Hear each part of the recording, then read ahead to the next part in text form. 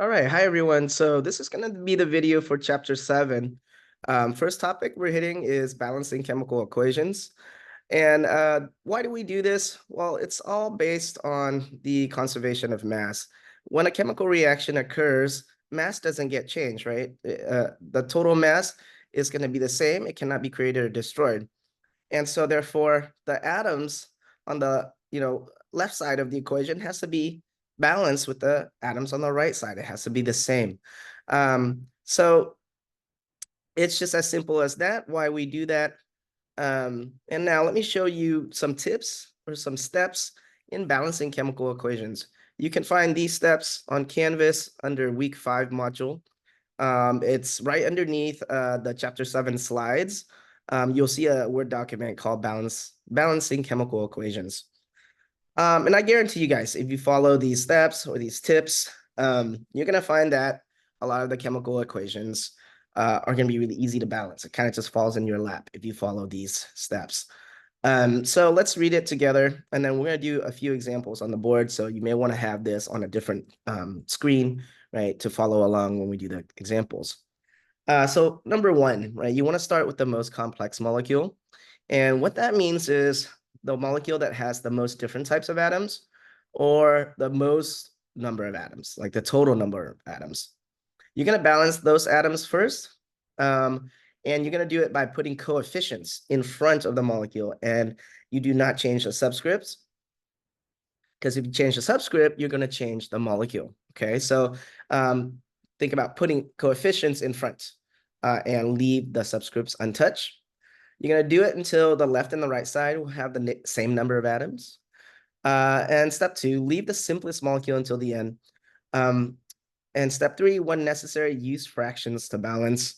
And once you use the fraction, this is number 4, you must multiply by the denominator of that fraction to get everything into the smallest whole number ratio.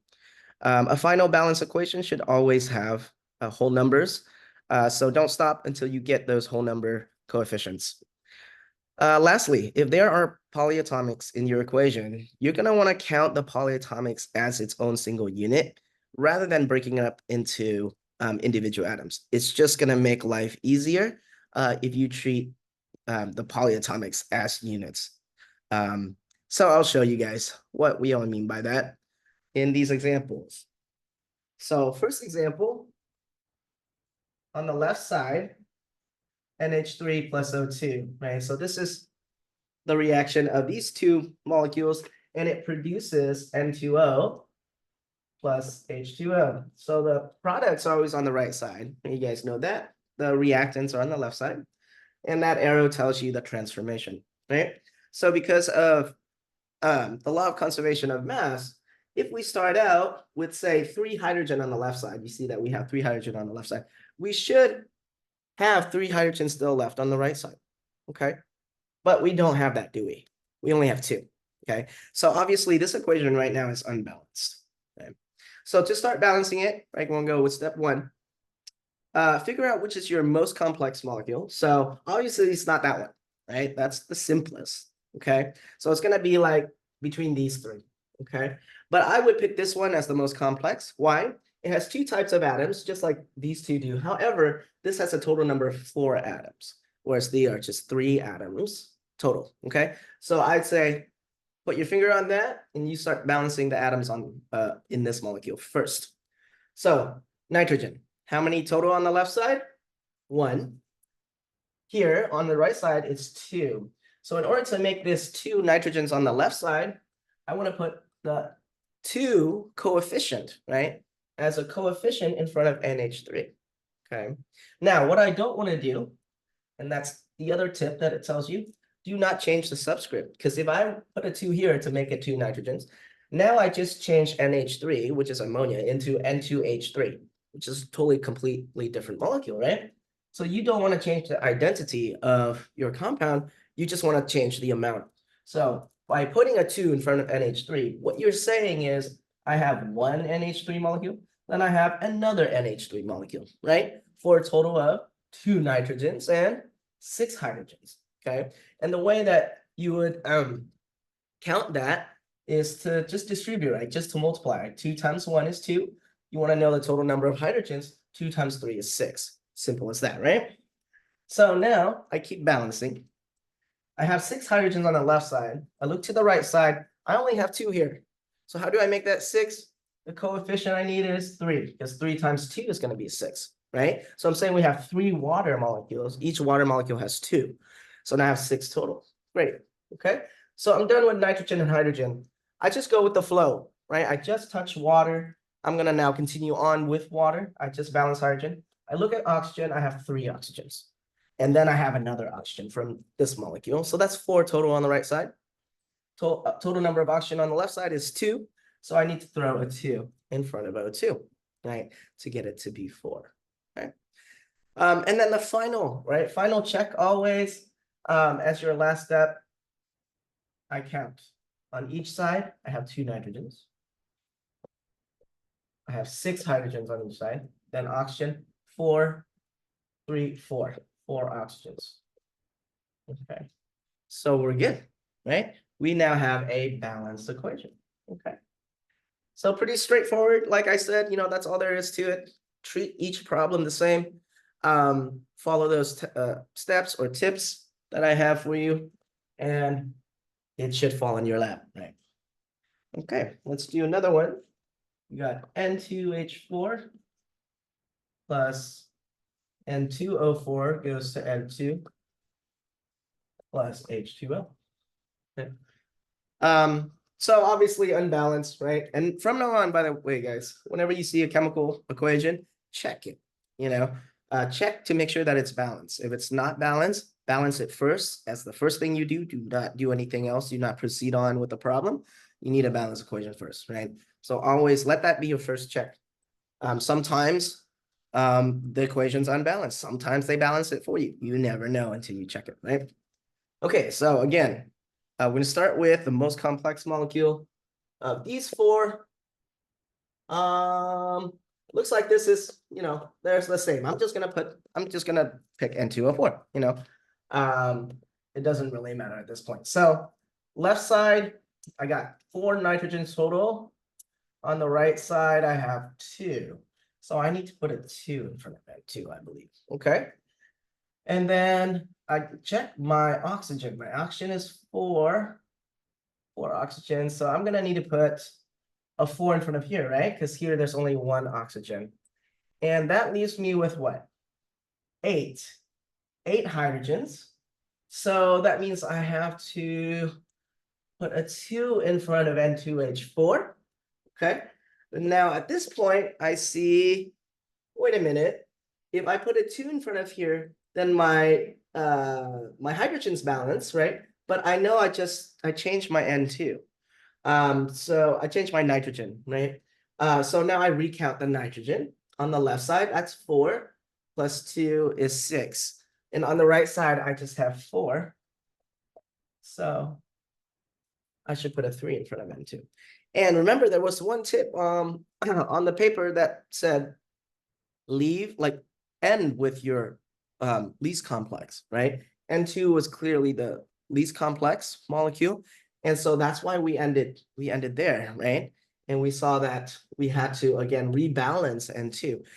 And sometimes you have to do that with your least complex molecule, right? So as you can see in this case, right, we went along, we followed the steps, and we saw that, okay, at the end, we changed something that was already balanced. And so you want to notice that, right? And so we went to the least complex and we just adjusted that a little bit. And now we're back at a balanced equation, right? 4 plus 2, 6 nitrogens. I got 4 oxygens on each side, right? So 6 nitrogens, 4 oxygens. I got 2 times 4 is 8 hydrogens. 4 times 2 is 8 hydrogens, right? Everybody's good. Okay.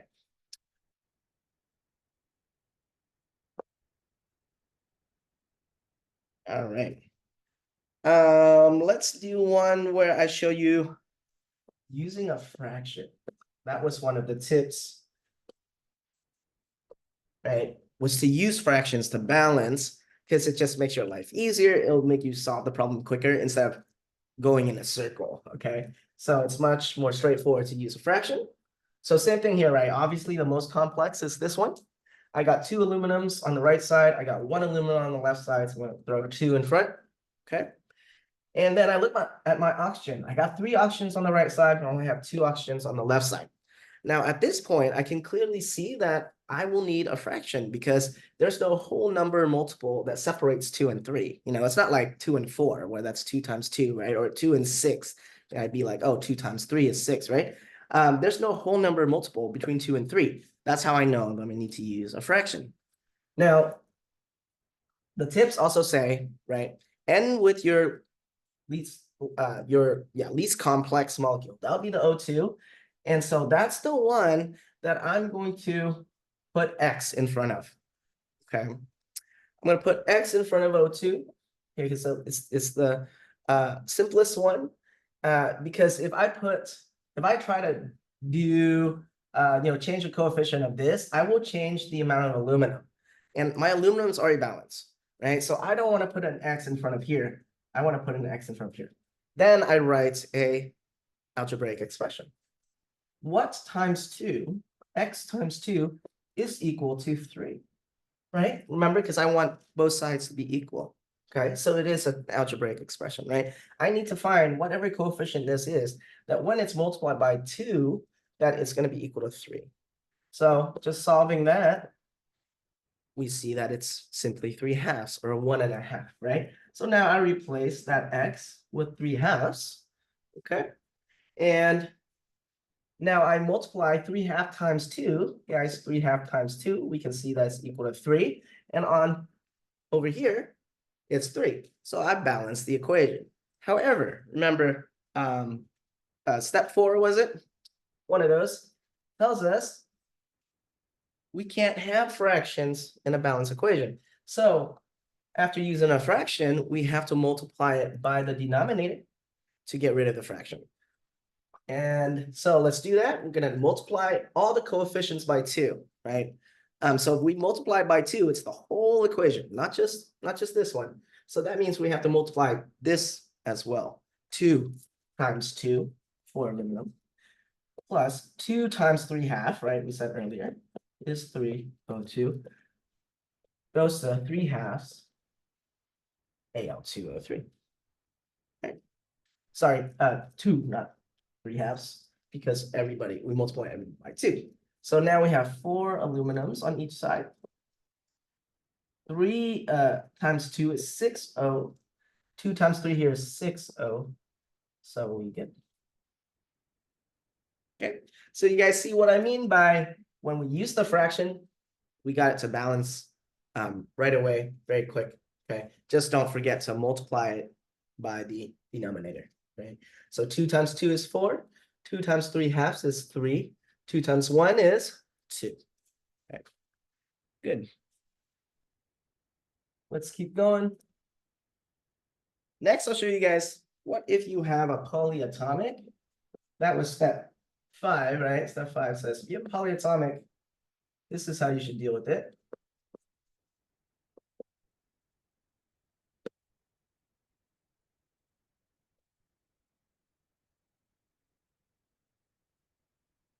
Okay. So here we have zinc nitrate plus sodium phosphate goes to zinc phosphate plus sodium nitrate. Okay. Notice it's not balanced. Okay. And I need to start with the most complex. So let's see what you guys think. Pretty obvious that this one is the most complex, right? So put your finger on that. Start counting the zincs. 3 on the right, 3 zincs on the right. So I need to put a 3 in front of here because that's just 1 zinc. Okay. And then here's step 5 says don't break up the polyatomic. I see this is phosphate. That's a polyatomic. I'm not going to break it up and count it as 2 phosphorus and 8 oxygens. If I do that, that's too complicated. All I'm going to do is count it as 2 phosphates. It says 2 right here, right? So 2 phosphates on the right side. Count how many phosphates on the left side. Just 1. So I'll put a 2 in front of sodium phosphate. And now I follow my work, right? So I just touched this last. Phosphate, I just balanced. I'm going to look at sodium. That's 2 times 3 is 6. Oh, here's just 1, so I'm going to throw a 6 in front of NaNO3. And now I got it balanced, right? 3, 2, 1, 6. And it's my coefficients.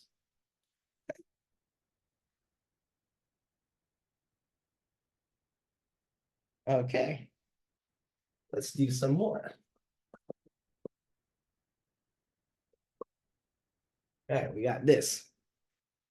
Most complex, obviously PCl3, right? 1P on the right, 4P on the left, so I gotta throw a 4 in front of PCl3. Then that gives me 12 chlorines, right? 4 times 3 is 12 chlorine. I need to throw a 6 in front of Cl2. Wow, you see how following those steps, it's just like this now, right?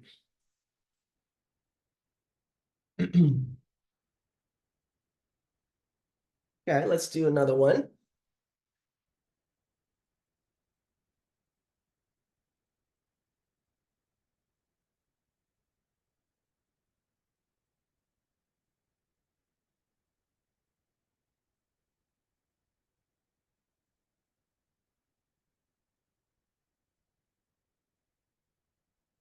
This one, aluminum plus S8 goes to Al2S3.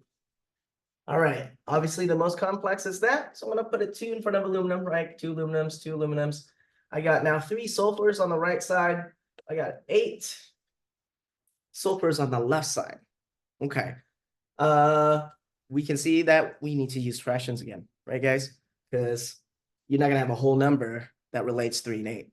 Okay. So remember, we're gonna put the x in front of the one that's less complex. So between these two, this one's less complex, right? So I'm gonna throw an x in front of there. So now I'm just saying, well, what do I need to put here, which is x, so that when I multiply by 8, I get 3. Okay? So x is gonna be 3/8. Okay, right? Solve for x. So 3/8. And now I need to multiply that whole thing by 8, right? By the denominator to get rid of the fraction. So 8 times 2 is 16 aluminum plus 8 times 3/8, okay? 8 times 3/8, right? Remember 8 canceled. You get 3 left. So 3s8 goes to 8 Al2s3, right? Because that's an implied 1 there. 1 times 8 is 8. Okay. So we quickly check, right? I got 16 aluminums on the left side, 8 times 2, which is 16 aluminum on the right side. I got 3 times 8, which is 24 sulfurs on the left side, and 8 times 3, which is 24 sulfurs. Boom, boom. Right.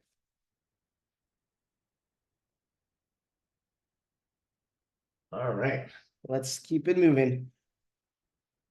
We got CONO32 plus Na3PO4 goes to CO3PO42 plus NaNO3. All right, most complex molecule. Looks like that one, right? Okay, has the most number of atoms and most different types. Okay, so 3 cobalts on the right side. That means I need to throw a 3 in front here, right? So you get 3 cobalts. Then I look at, remember, don't split it up. It's 2 phosphates. So 2 phosphates here. I only have 1 phosphate, so I'm going to put a 2 in front of that. And now that gives me 6 sodiums. So I'm going to throw a 6 in front of sodium nitrate.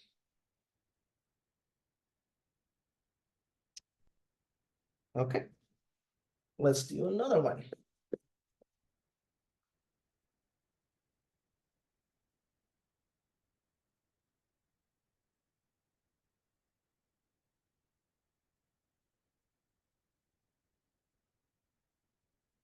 Okay, so you guys recognize, right? Got to start recognizing your polyatomics now. That's acetate. It's another polyatomic. So this is lead-2 acetate plus potassium iodide goes to lead-2 iodide plus potassium acetate. Okay. So most complex, looking like this one, yeah? So I have 1 lead over here on the left side. I have 1 lead on the right side, so we're good. I have 2 acetates. So I look over here. Oh, here I have 1 acetate. So I'm going to put a 2 in front. And now I keep following this molecule, right? So 2 acetates balance, 2 potassiums on the right side. And I needed 2 here, 2 potassiums on the left side. And then 2 iodides here. And there are 2 iodides here. So we're good, right? All right. So that's it, guys. That's really all there is to it. You guys go and practice. Lots of homework problems that you guys can practice, or you can just even pull up some random worksheet on Google to practice these. Okay, I'll see you in the next video.